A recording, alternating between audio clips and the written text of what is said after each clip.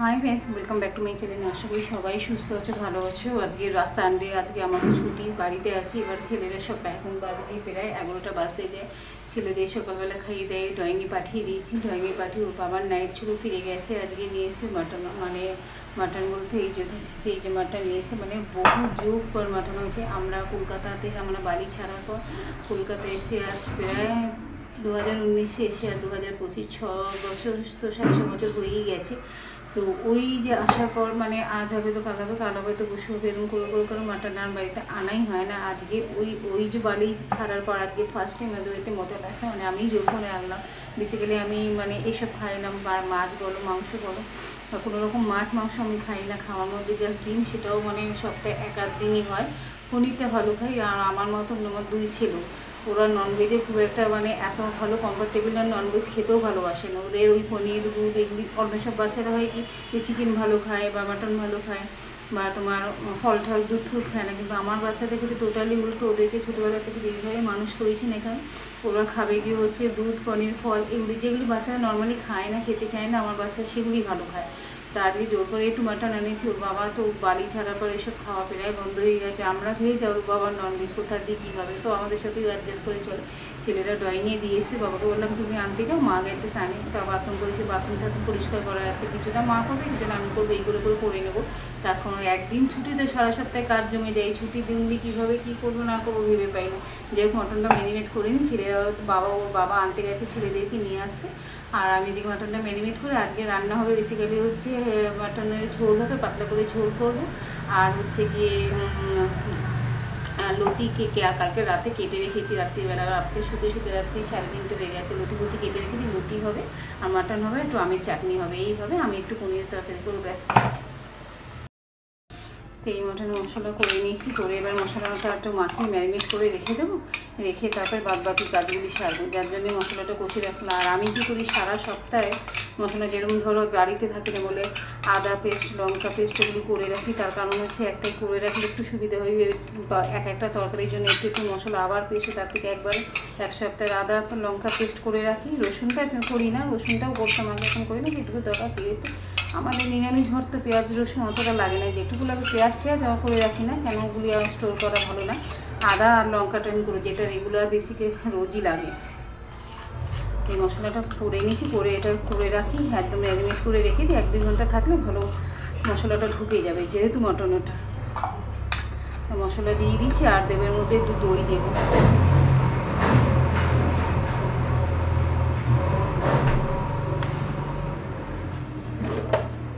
একটু দই দিয়ে দেবো।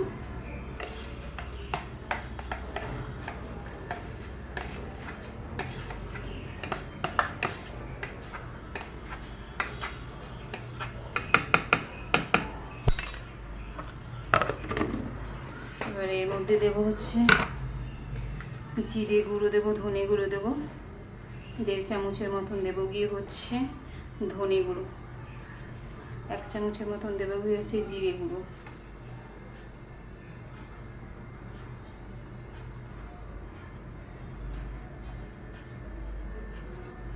সামান্য একটু লঙ্কা গুঁড়ো, যেহেতু কাঁচা লঙ্কা বেটে দিয়েছি আর লঙ্কা দেবো না। আর দেবো হচ্ছে হলুদ গুঁড়ো, কাশ্মীরি লঙ্কার গুঁড়ো দেবো। হলুদ গুঁড়ো প্রায় 250 মাংস, তো এর মধ্যে ওই 2 চামচের মতন হলুদ গুঁড়ো দেবো।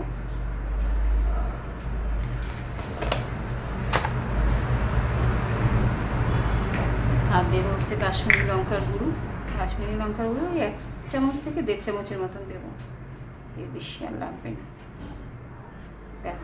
এবার তেজপাতের মধ্যে দিয়ে এটাকে ম্যারিনেট করে রেখে দিই।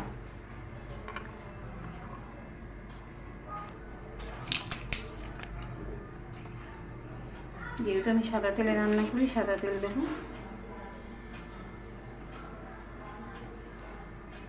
ব্যাস। দিয়ে এবার এটা ম্যারিনেট, এখন বাজে 11:30, ম্যারিনেট করে রাখলে 2 ঘন্টা থাকলেই যথেষ্ট।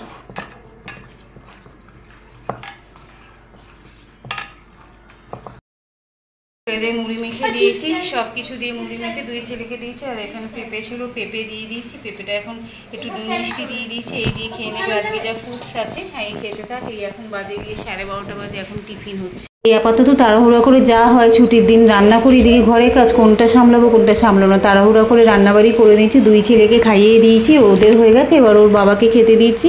রান্না করেছি তোমাদের প্রথমেই বললাম, অনেক বছর পর বাড়িতে যে মাটন হয়েছে, কচুরলতি করেছি, স্যালাড কেটে দিয়েছি, চাটনি করেছি, আর এদিকে পাঁপড়টা পরে দিয়েছি। এই সমস্ত রান্নাবাড়ি করেছি, ওকে খেতে দিইনি, তারপরে মাকে খেতে দেবো, আর আমি তো সবার লাস্টে।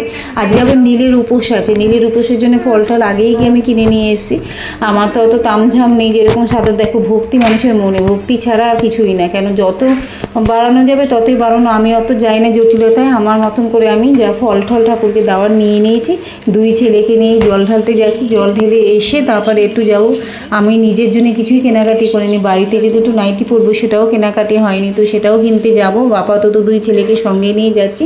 আমাদের এখানে মানে শনি মন্দির শিব মন্দির একসাথেই রয়েছে, এখানে গিয়ে জলটা ঢেলে আসি। এখানে দেখলাম বিকেলবেলাটা একটু ফাঁকা আছে, সকালের দিকটা যখন আমি গেছিলাম ফল কিনতে অনেকটা ভিড় ছিল। তা করে ঠরে জল ঠল ঢেলে আবার চেঞ্জ করে ভেবেছিলাম আমি একই শাড়ি করে বেরিয়ে যাবো, কিন্তু আবার ভাবলাম 2 ছেলেকে নিয়ে যাচ্ছি, হবে না, তো চেঞ্জ করে নিই। আপাতত কুর্তি পরে নিয়েছি একটা, 2 ছেলেকে নিয়ে অটোর মধ্যে বসেছি, অটো এখনও ছাড়েনি। ফাইনালি আপাতত ওদের যা হয়, প্যাসেঞ্জার না উঠলে তো ছাড়বে না, হয়ে গেছে। এবার আমরা বেরিয়ে যাচ্ছি গড়িয়াহাটের উদ্দেশ্যে। ওখানে গিয়ে আমার যেইটুকু ভেবে রেখেছি ওটুকুই কেনাকাটি করব, সঙ্গে থাকো। এই আপাতত টালিগঞ্জে নেমে গেছি। টালিগঞ্জে নেমে গিয়ে অনেকক্ষণ না বাসের জন্য দাঁড়িয়েছি এদিক ওদিক, যেহেতু সন্ধ্যা পেরে আমরা একটু বেলাই হয়ে গেছে, 7:30 বাজতে যাই বেরিয়েছি, তো এদিক ওদিক তাকাচ্ছি, বাস মানে গড়িয়াহাটের একটা ডাইরেক্ট বাস পাচ্ছি না।